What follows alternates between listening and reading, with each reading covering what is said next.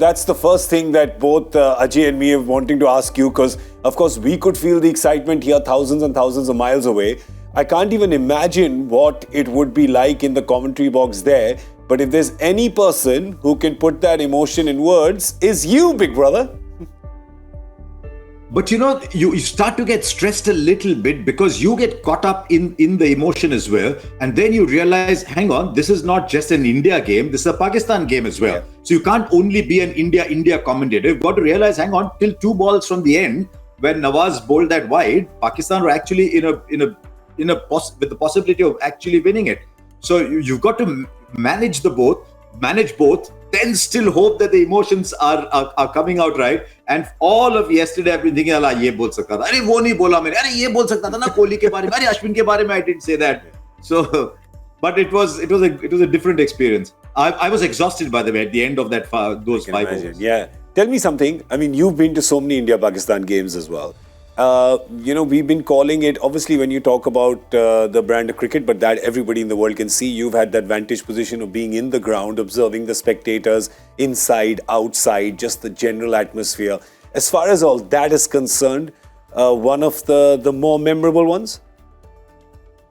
Look, till recently, India-Pakistan matches were never close. They tended to be one-sided. In World Cups, mostly one-sided in India's favour. Not in Pakistan, but the last 3 Asia Cup, the 2 in the Asia Cup, and now have suddenly become close.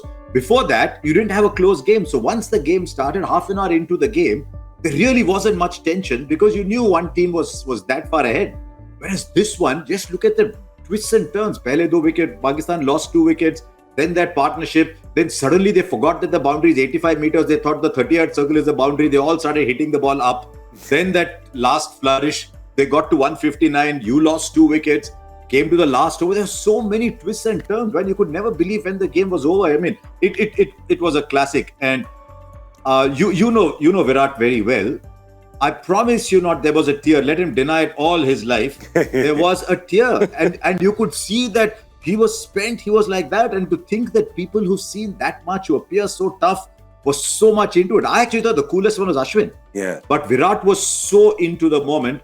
And you can't believe. Can you believe that 3-4 months ago, there was some part-time spinner bowling the first ball in an IPL and getting Virat caught at mid-wicket? Yeah, true. That's true. Yeah, it happens. And that shot? Yeah.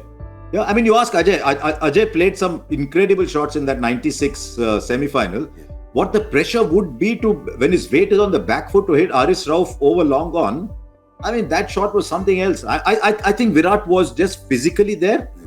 In his mind, he was somewhere else. He was in some sort of a higher plane, a zone. In this game, Hardik, the kingmaker, and the king was the king. Service as per usual. Oh, there you go, the king. Oh, well done. I'm very impressed with Abhimanyu, our producer. Well done. Look at this timing. We didn't plan this, I have to tell you. You think this was his best? You genuinely feel? I'll tell you what, in T20, I'm not saying in one-day cricket there are many classics. He's played some great T20 innings in the past, but I just thought, given the pressure that was on him, he was asked about that innings in Mohali. Yeah. That innings in Mohali, my only point with that innings in Mohali was that in 2016 he was on a different plane. Virat Kohli was looking down at the world. He was in the heavens. He could do what he wanted in those 2 years, those 2 or 3 years. Whereas here, he's coming out of a phase where maybe he had not believed in himself that much. I think the track was doing a little bit more. The boundaries, even though Mohali has big boundaries, these were very large boundaries. So just given all that, given the number of runs to be scored, I thought this was a more difficult innings. Ajay, aapko pata hoga, kabhi I'm used to in master play. When you see Tendulkar play, there are so many great Tendulkar innings that we don't remember because he was so perfect. He made it look easy when it actually wasn't. So what Hardik said was interesting. He said, because we struggled through and came here, this is more memorable. I mean, I remember 98, Tendulkar got 100 of 90 balls against Australia in Kanpur. Nobody remembers that innings. I don't think he put a foot wrong. So because it was so simple, you don't remember it. I think in 2016-17, Virat was making the game look simple. Here, he's coming back. Yeah, that's the thing, right? We talk about, and we spoke about this in the Hindi show a lot, where we said that a great innings is basically not just defined by the numbers. You see 82 not out and yeah, okay, cool. But it's the context. It's how you did it, when you did it, why you did it, against who you did it, all those things add up. And that's the context that makes one innings better than the other, which is why all three of us are believers in the fact that cricket, yes, well, cricket is about numbers, but the story is sometimes beyond the numbers. And that's why we three storytellers are sitting here on Cricket Buzz Live. We tell the stories. Just one thing while Ajay is there, we all had our doubts about whether Virat should be there, and finally you go with pedigree. But Ajay keeps saying, जब player अच्छा करता है क्या करता है? Yeah, correct. Because when they all, 0-0 for everyone, like you say. Yeah. And in fact, I mean, I was one of those when Rohit was trying to look at, and say, look, we want to play differently, we want to play aggressive cricket, we want somebody at strike rate at the top. I said, then he probably doesn't fit into your side. Yeah. Because that's even, this is because it's past and it's easy to talk. He's scored this and everybody, and Bade Bhai also thinks it's the best innings that he's ever played in 15 years. But if you go back to what Rohit Sharma wanted to play, he still hasn't achieved that. Yeah.